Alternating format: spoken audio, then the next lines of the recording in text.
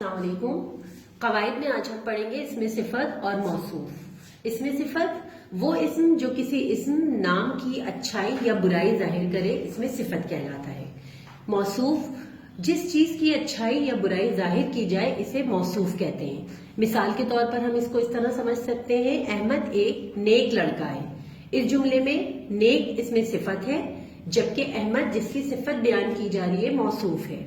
کسی کی بھی اچھائی برائی بیان کرنا اس کو اسم صفت کہتے ہیں، اور جس کے بارے میں بات کی جا رہی ہے اس کو اسم صفت کہتے ہیں اور اس کی تعریف کو۔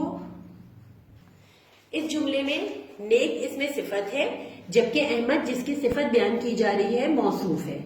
ایک اور مثال سے ہم اس کو اس طرح سمجھیں گے، میرے استاد بہت شفیق ہیں۔ اس جملے میں استاد موصوف ہے جبکہ شفیق ان کی صفت ہے۔ اسی طرح ایک جملہ اور ہے، مرحب کو اپنی بہادری پر ناز تھا۔ مرحب موصوف ہے، بہادری اسم صفت ہے۔ سرگرمی ہم اس میں کریں گے، کچھ جملے آپ کو دیے جا رہے ہیں جس میں سے آپ کو اسم صفت اور موصوف الگ الگ کرنا ہے۔ پہلا جملہ ہے، دھوبی صاف کپڑے دھوتا ہے۔ اس میں آپ نے جو اسم صفت ہے اسے الگ کرنا ہے اور موصوف کو الگ کرنا ہے۔ دوسرا جملہ ہے، میرے ابو رحم دل انسان ہے۔ تیسرا ہے، احمد محنتی طالب علم ہے۔ اسی طرح کے کچھ اور جملے، 3 سے 4 جملے آپ نے خود سے بنانا ہے اور اس میں سے چن کر اسم صفت اور موصوف الگ کرنا ہے۔